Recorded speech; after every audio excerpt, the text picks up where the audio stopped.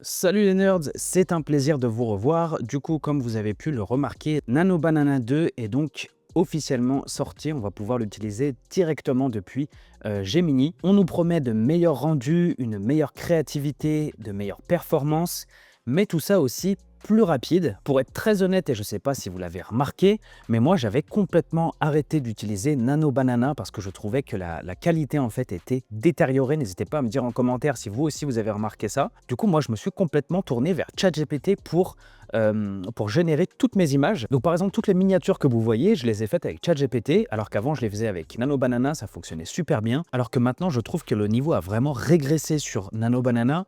Au niveau de la typographie, c'est illisible, ça fait des fautes partout.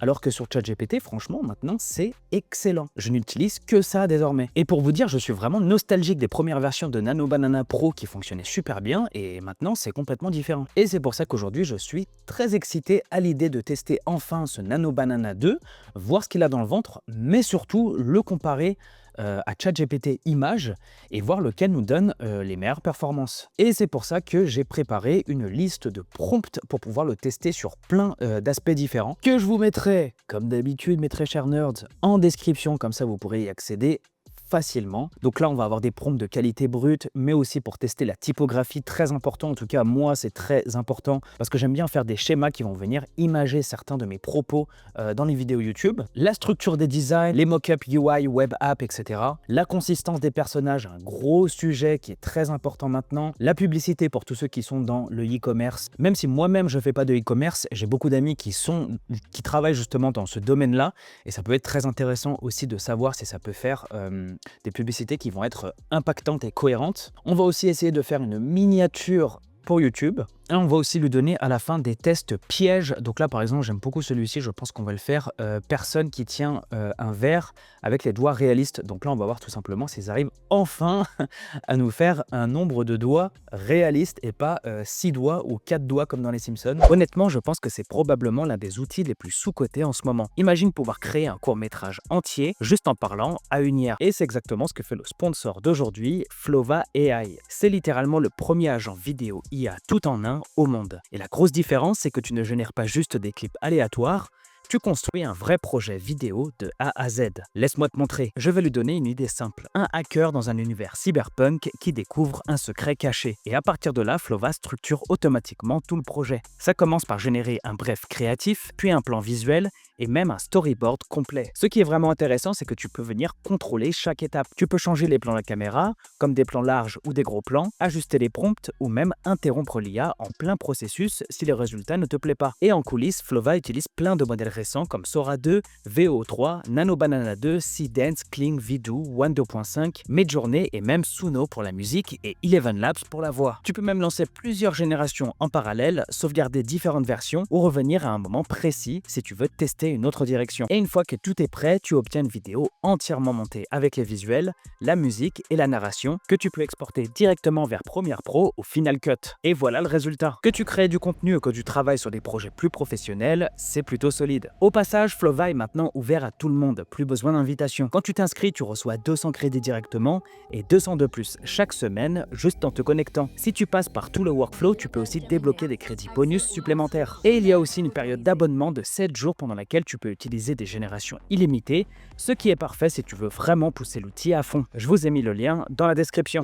Voilà, trêve de blabla, on a Gemini d'un côté, on a ChatGPT de l'autre, on a notre fiche Notion avec tous les prompts. On va donc leur donner le premier prompt qui va être une photo ultra réaliste d'un bar à Bangkok à 2h du matin, lumière néon, pluie dehors, profondeur de champ cinéma, avec un grain léger. C'est un très bon prompt, honnêtement, j'aime beaucoup.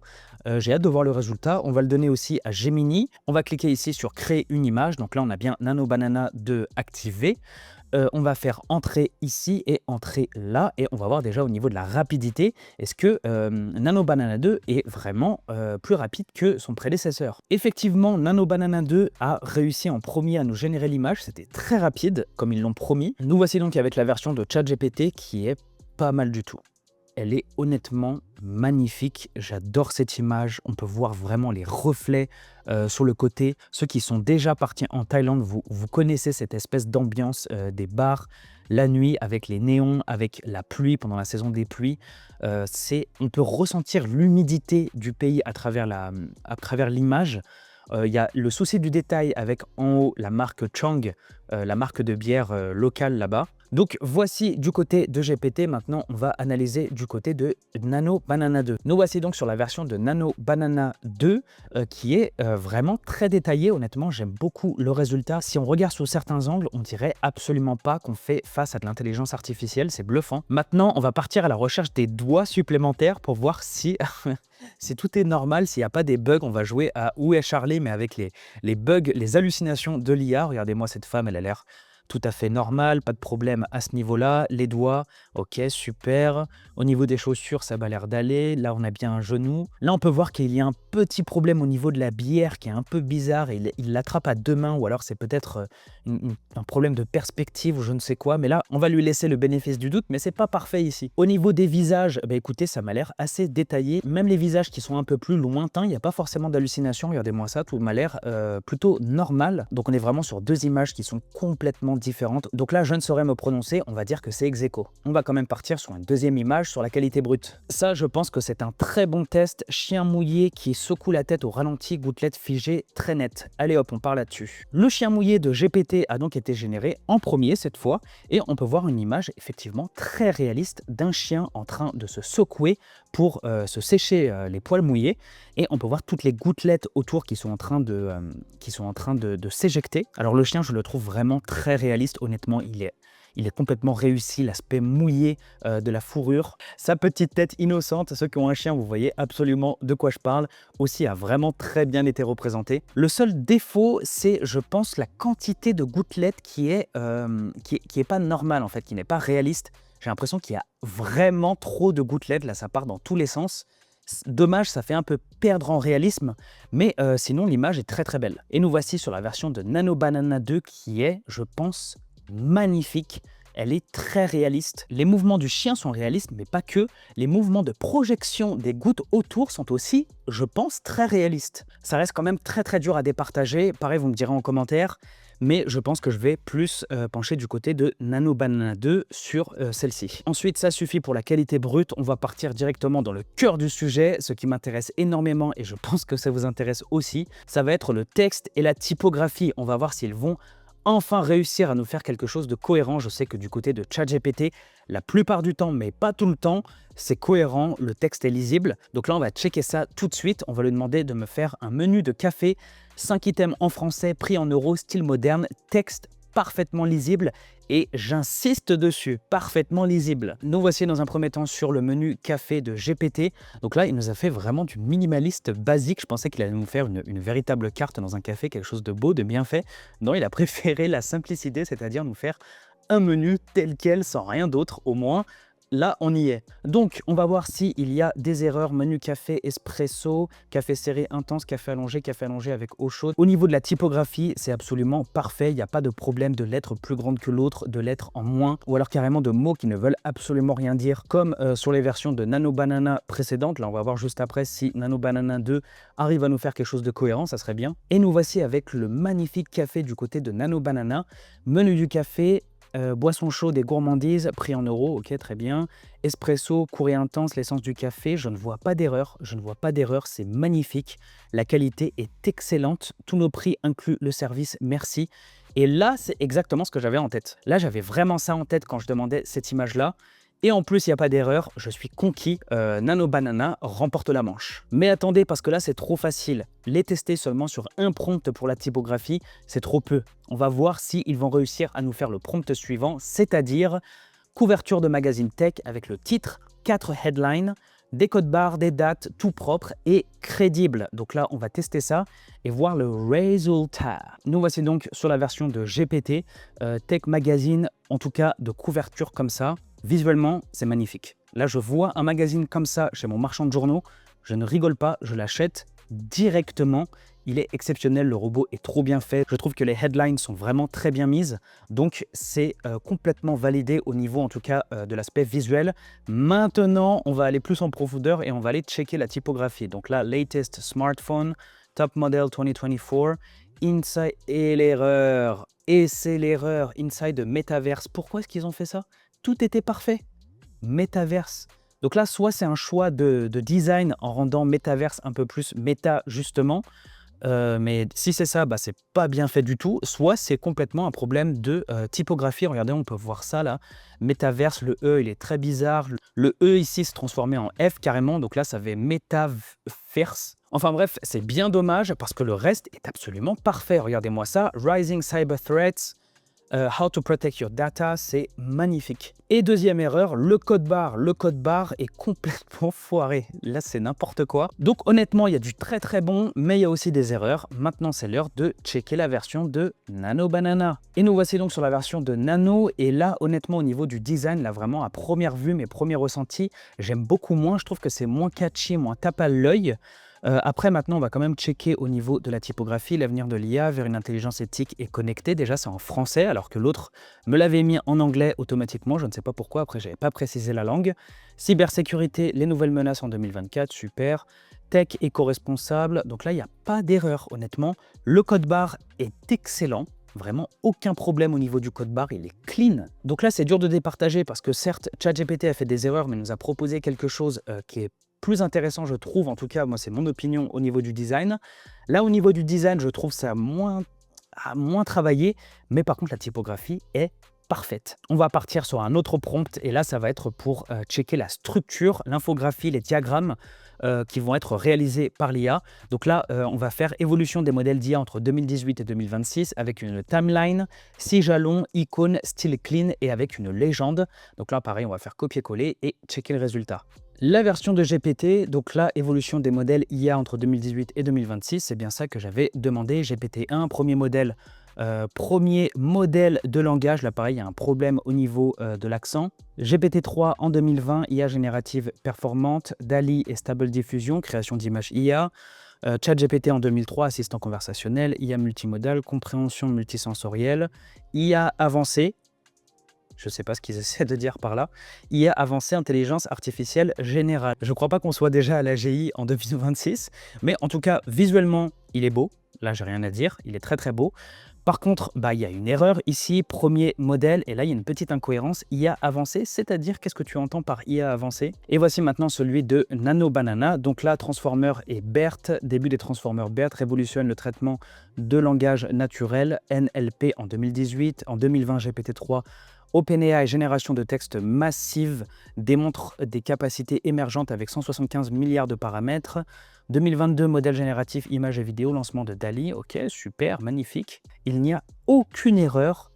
Ça fait du bien. Ça fait vraiment du bien. Je pense que dans les prochaines vidéos, quand je vais devoir faire des schémas, je vais retourner vers Nano Banana 2 maintenant. Honnêtement, ce test me sert aussi à moi énormément pour comprendre lequel des deux vais-je utiliser pour mes futurs travaux. Donc là, honnêtement, c'est validé du côté de Nano Banana. Donc là, on va récupérer ma maquette de portfolio que j'utilise à chaque fois dans les vidéos de test pour les LLM. Salut, je suis dev front-end. Donc là, j'avais mis ici l'image du mec, show the project here. Donc en gros, il y aura pour le portfolio les projets qui vont s'afficher ici, les skills ici. Du coup, on va simplement l'uploader et lui dire transforme la maquette portfolio en un véritable portfolio professionnel. Ok, sur la version de ChatGPT, Tom Stack, accueil, projet, compétences à propos. Salut, je suis dev front-end. Franchement, c'est très très bien fait. Mes projets, ici, on a bien les projets qui ont été mis ici. HTML, CSS, JavaScript, React, magnifique. À propos de moi ici, donc il a bien compris ce que je lui ai demandé. Honnêtement, c'est très très bien fait. Honnêtement, je ne sais pas ce que vous en pensez, mais de mon côté, c'est complètement validé. Et en plus, regardez la tête de Tom, il a l'air super sympathique. Si moi je reçois son portfolio, je l'engage direct. Et nous voici sur une toute autre version qui a été générée par Gemini. Donc là, salut, je suis dev front-end. Pareil, on a l'image. Alors c'est vraiment pas le même design, on est sur quelque chose de beaucoup plus réaliste en soi. Ici, on peut voir qu'on a bien effectivement les projets, on a bien les skills. Donc là, HTML, CSS, JavaScript, Figma. Je vois qu'il y a des incohérences.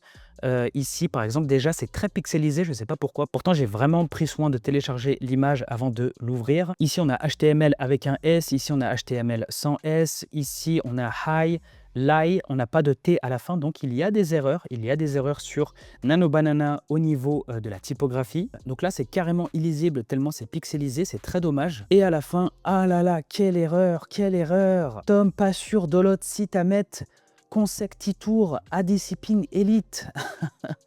Mince! Tom s'exprime donc dans une langue morte en latin. Donc là, honnêtement, c'est vraiment pas validé du côté de Nano Banana, c'est bien dommage, mais celui de GPT est, je pense, bien supérieur. Ensuite, on va passer au prochain prompt qui est très important aussi, ça va être la consistance de personnage. Et on va faire celui-ci, génère 4 images du même personnage, A, portrait, B, plan large, C, intérieur, D, extérieur, même visage, même vêtements. Et pour ça, je nous ai trouvé une photo d'un véritable beau gosse, Jean Lassalle, parce que je trouve qu'il a un visage vraiment très intéressant et ça va être super drôle de le voir sous différents angles et je pense que c'est pas l'image la plus facile à refaire pour l'IA. Là on est sur la version de GPT, donc là c'est l'image de base, la numéro A.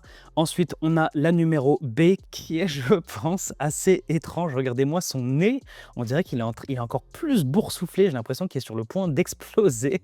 Là il y a vraiment un problème au niveau de... En fait on reconnaît Jean Lassalle mais en même temps on sait que c'est pas lui. Donc certes il a un nez qui est conséquent mais pas autant quand même. Là c'est vraiment trop gros quoi. Ensuite on a une autre image qui est exactement la même en intérieur, puis exactement la même en extérieur. Donc après, la C et la D, absolument aucun problème. Donc là, il n'y a vraiment que le background qui va changer, mais sinon, ils ont gardé la même image. Nous voici maintenant du côté de Nano Banana. Donc là, on a l'image de base, comme d'habitude. Là, on a la deuxième qui est très bien faite. Honnêtement, au niveau des détails et de la qualité, c'est incroyable. Si je vois l'image comme ça, je ne pourrais pas dire que ça a été généré avec de l'intelligence artificielle. Je suis agréablement surpris. Donc là, l'IA n'a pas seulement changé l'image derrière, ils ont pris le risque de faire une autre image complètement différente. Et là, on peut voir que Jean Lassalle est effectivement très cohérent avec l'image de base. On le reconnaît complètement. On a du mal à croire même que c'est de l'intelligence artificielle. Enfin, vous me direz ce que vous en pensez en commentaire. Mais là, on dirait une photo qui est tout à fait réaliste. Et je trouve que la dernière, c'est vraiment la plus réaliste. Honnêtement, la question ne se pose même pas pour moi. Cette image est complètement originale. Elle est naturelle. Donc pour moi, de ce côté-là, Gemini gagne complètement. Ensuite, on va lui demander de me générer une miniature pour YouTube. Donc là, on va simplement prendre ce prompt-là. Génère une thumbnail style gros YouTuber tech, fond simple, 2-3 éléments max, énorme lisibilité, contraste fort, texte, nouveau modèle. Donc je vous rassure, c'est absolument pas comme ça que je fais mes miniatures avec l'intelligence artificielle. C'est un peu plus poussé que ça quand même, mais j'ai envie de voir à partir de ce prompt-là ce qu'il va nous faire. Nous voici sur la miniature qui a été générée par GPT. Les couleurs sont bien utilisées. Regardez-moi le jaune pour avoir un impact sur le titre, pour que les gens soient intéressés et aient envie de cliquer. On a bien le gros point d'interrogation qui brille bien pour montrer en fait le côté mystérieux avec le fond rouge. Honnêtement, on est sur une miniature très bien faite. Ça va être dur de faire mieux que GPT. Et là, on est du côté de Gemini et effectivement, c'est pas aussi impactant. Honnêtement, si on a les deux côte à côte, j'ai beaucoup plus envie de cliquer quand même sur celle de GPT. Là, pour vous montrer, on a les deux côte à côte. Pareil, vous me direz en commentaire sur laquelle vous avez le plus envie de cliquer. Mais je pense que pour moi, ça sera sur celle de GPT et beaucoup moins sur celle de Gemini. Je pense que c'est tout simplement en fait un problème d'éléments qui sont placés d'une certaine manière, d'effet de mystère. Là, on a vraiment un effet de mystère qui est très bien mis du côté de GPT et qui est moins mis en avant du côté, je trouve, ou alors pas aussi bien fait du côté de Gemini. Et pareil, les couleurs, le rouge est très impactant ici. Le titre en jaune sur fond rouge est très impactant ici. Là, blanc sur bleu, c'est beaucoup moins impactant, je trouve. Là, je partirai du côté de GPT. On va donc passer sur le dernier prompt qui va être le piège. On va faire une main avec une personne qui tient un verre plus les doigts réalistes. Et donc là, on va compter le nombre de doigts et voir si l'un des deux nous générait quelques monstruosités avec des doigts en plus ou en moins. On a donc la version de GPT ici avec le verre de whisky. Donc là, 1, 2, 3, 4, 5. Donc là, il n'y a aucun problème de ce côté-là. Honnêtement, les mains sont très réalistes. L'image est très belle du côté de GPT. Regardez-moi ça. Il y a le souci du détail. Le détail au niveau de la peau, de la main, des rides, c'est très bien fait. Et du côté de Gemini, juste ici, on a aussi 1, 2, 3, 4, 5. On a bien 5 doigts. sur la main, donc aucun problème à ce niveau-là. Pareil, l'image est très très belle, ça se vaut complètement au niveau de la qualité. Mon verdict, je pense qu'il n'y a pas un modèle meilleur que l'autre. Je pense que la meilleure façon de travailler, en tout cas pour moi, ça va être de lier les deux. C'est pour ça que j'ai un compte payant chez GPT, mais j'ai aussi un compte payant chez Gemini, ce qui me permet en fait de jongler entre les deux modèles pour avoir vraiment le meilleur résultat possible. Le problème que j'ai remarqué avec Gemini, c'est qu'au début, le modèle il est excellent, comme à la sortie de Nano Banana Pro. D'ailleurs, je vous avais fait une vidéo dessus, les résultats sont vraiment excellents. Il n'y avait presque aucun problème au niveau de la typographie. Mais après, au fil des mois, on peut voir que le modèle se dégrade. Après, c'est peut-être juste mon ressenti. N'hésitez pas à me dire si vous aussi, vous avez eu ce genre de problème. Voilà les nerds, c'était un plaisir de vous faire cette vidéo. Je vous fais de gros bisous. Ciao!